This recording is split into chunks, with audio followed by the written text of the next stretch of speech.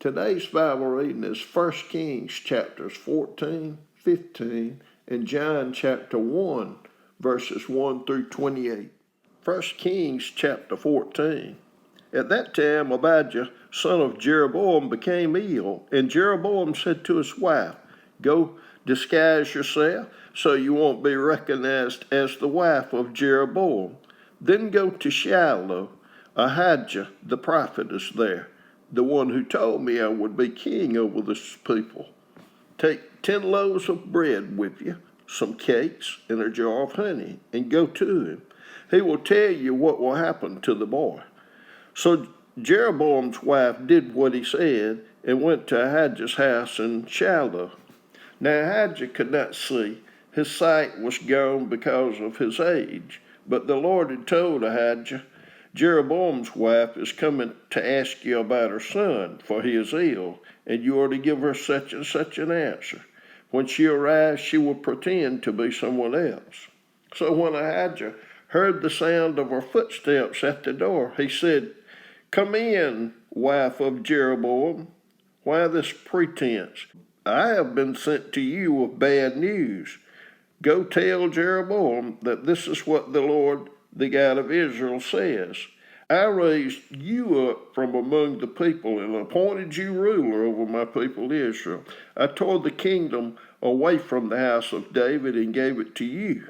But you have not been like my servant David, who kept my commands and followed me with all his heart, doing only what was right in my eyes. You have done more evil than all who lived before you. You have made for yourself other gods, idols made of metal. You have aroused my anger and turned your back on me. Because of this, I am going to bring disaster on the house of Jeroboam. I will cut off from Jeroboam every last male in Israel, slave or free. I will burn up the house of Jeroboam as one burns dung until it is all gone. Dogs will eat those belonging to Jeroboam who die in the city, and the birds will feed on those who die in the country. The Lord has spoken. As for you, go back home. When you set foot in your city, the boy will die. All Israel will mourn for him and bury him. He is the only one belonging to Jeroboam who will be buried, because he is the only one in the house of Jeroboam in whom the Lord, the God of Israel, has found anything good. The Lord will raise up for himself a king over Israel who will cut off the family of Jeroboam. Even now, this is beginning to happen. And the Lord will strike Israel so that it will be like a reed swaying in the water. He will uproot Israel from this good land that he gave to their ancestors and scatter them beyond the Euphrates River, because they aroused the Lord's anger by making Asherah poles. And he will give Israel up because of the sins Jeroboam has committed and has caused Israel to commit. Then Jeroboam's wife got up and left and went to Tirzah. As soon as she stepped over the threshold of the house, the boy died. They buried him, and all Israel mourned for him, as the Lord had said through his servant the prophet Ahijah. The other events of Jeroboam's reign, his wars, and how he ruled, are written in the book of the annals of the kings of Israel. He reigned for 22 years and then rested with his ancestors, and Nadab, his son, succeeded him as king. Rehoboam, son of Solomon, was king in Judah. He was 41 years old when he became king, and he reigned 17 years in Jerusalem. The city of the Lord had chosen out of all the tribes of Israel in which to put his name. His mother's name was Naamah. She was an Ammonite. Judah did evil in the eyes of the Lord by the sins they committed. They stirred up his jealous anger more than those who were before them had done. They also set up for themselves high places, sacred stones, and Asherah poles on every high hill and under every spreading tree. There were even male shrine prostitutes in the land. the people engaged in all the detestable practices of the nations the Lord had driven out before the Israelites. In the 5th year of King Rehoboam, Shishak, king of Egypt, attacked Jerusalem. He carried off the treasures of the temple of the Lord and the treasures of the royal palace. He took everything, including all the gold shields Solomon had made. So King Rehoboam made bronze shields to replace them, and assigned these to the commanders of the guard on duty at the entrance to the royal palace. Whenever the king went to the Lord's temple, the guards bore the shields, and afterward they returned them to the guard room. As for the other events of Rehoboam's reign and all he did, are they not written in the book of the annals of the kings of Judah? There was continual warfare between Rehoboam and Jeroboam, and Rehoboam rested with his ancestors and was buried with them in the city of David. His mother's name was Naamah. She was an Ammonite, and Abijah's son succeeded him as king. Kings chapter 15. In the 18th year of the reign of Jeroboam, son of Nebat, Abijah became king of Judah, and he reigned in Jerusalem 3 years. His mother's name was Maacah, daughter of Abishalom. He committed all the sins his father had done before him. His heart was not fully devoted to the Lord his God as the heart of David, his forefather, had been. Nevertheless, for David's sake, the Lord his God gave him a lamp in Jerusalem by raising up a son to succeed him, and by making Jerusalem strong. For David had done what was right in the eyes of the Lord, and had not failed to keep any of the Lord's commands all the days of his life, except in the case of Uriah the Hittite. There was war between Abijah and Jeroboam throughout Abijah's lifetime. As for the other events of Abijah's reign and all he did, are they not written in the book of the annals of the kings of Judah? There was war between Abijah and Jeroboam, and Abijah rested with his ancestors and was buried in the city of David, and Asa, his son, succeeded him as king. In the 20th year of Jeroboam, king of Israel, Asa became king of Judah, and he reigned in Jerusalem 41 years. His grandmother's name was Maacah, daughter of Abishalom.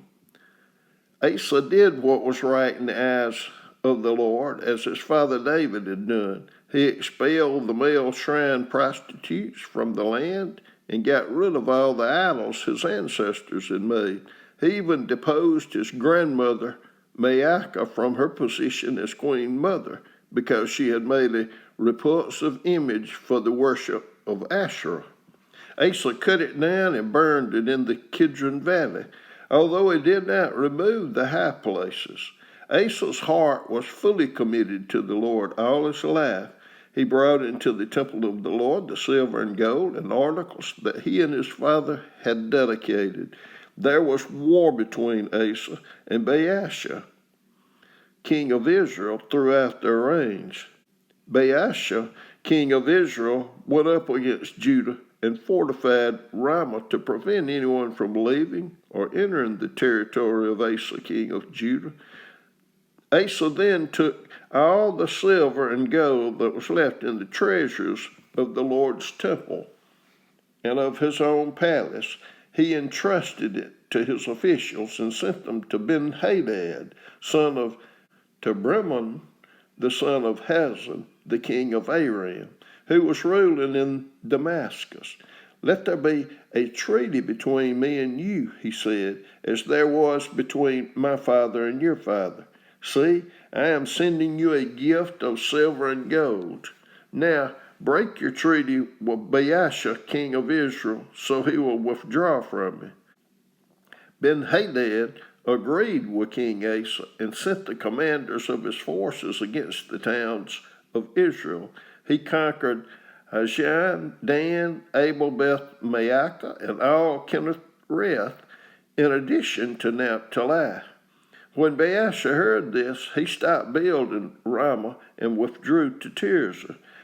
Then King Asa issued an order to all Judah. No one was exempt, and they carried away from Ramah the stones and timber Baasha had been using there.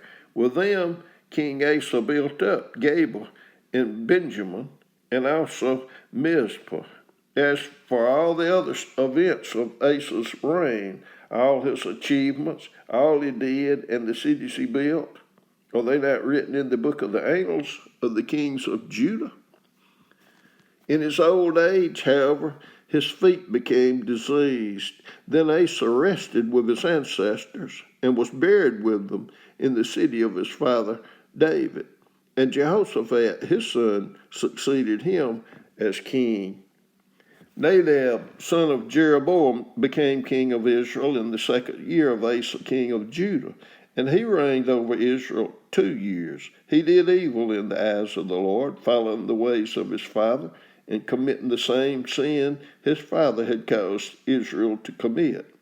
Baasha, son of Ahijah from the tribe of Issachar, plotted against him, and he struck him down at Gibbethon, a Philistine town, while Nadab and all Israel were besieging it. Baasha killed Nadab in the 3rd year of Asa, king of Judah, and succeeded him as king. As soon as he began to reign, he killed Jeroboam's whole family.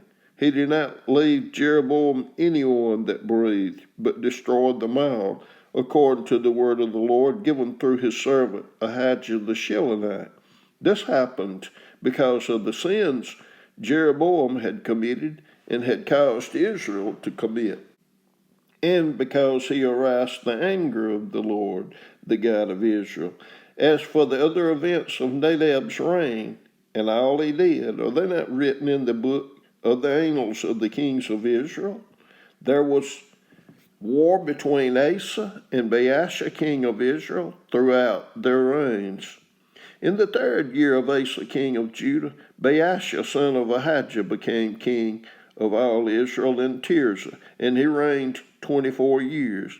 He did evil in the eyes of the Lord, following the ways of Jeroboam and committing the same sin Jeroboam had caused Israel to commit. John chapter 1. In the beginning was the Word, and the Word was with God, and the Word was God. He was with God in the beginning. Through him all things were made. Without him nothing was made that has been made. In him was life, and that life was the light of all mankind. The light shines in the darkness, and the darkness has not overcome it. There was a man sent from God whose name was John. He came as a witness to testify concerning that light, so that through him all might believe. He himself was not the light. He came only as a witness to the light. The true light that gives light to everyone was coming into the world.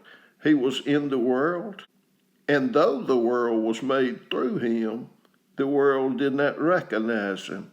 He came to that which was his own, but his own did not receive him.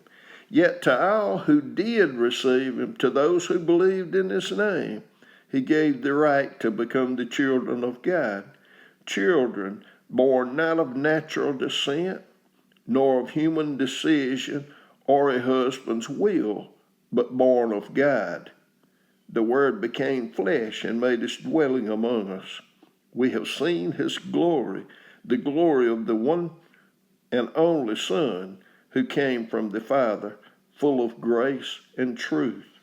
John testified concerning him. He cried out, saying, "This is the one I spoke about when I said, he who comes after me has surpassed me because he was before me. Out of his fullness we have all received grace in place of grace already given. For the law was given through Moses, grace and truth came through Christ Jesus. No one has ever seen God but the one and only Son, who is himself God and is in closest relationship with the Father, has made him known. Now this was John's testimony when the Jewish leaders in Jerusalem sent priests and Levites to ask him who he was. He did not fail to confess, but confessed freely, I am not the Messiah. They asked him, then who are you? Are you Elijah? He said, I am not. Are you the prophet? He answered, no. Finally they said, who are you? Give us an answer to take back to those who sent us. What do you say about yourself? John replied in the words of Isaiah the prophet, I am the voice of one calling in the wilderness, make straight the way for the Lord. Now the Pharisees who had been sent questioned him, why then do you baptize if you are not the Messiah, nor Elijah, nor the prophet? I baptize with water, John replied, but among you stands one you do not know. He is the one who comes after me, the straps of whose sandals I am not worthy to untie. This all happened at Bethany, on the other side of the Jordan, where John was baptizing.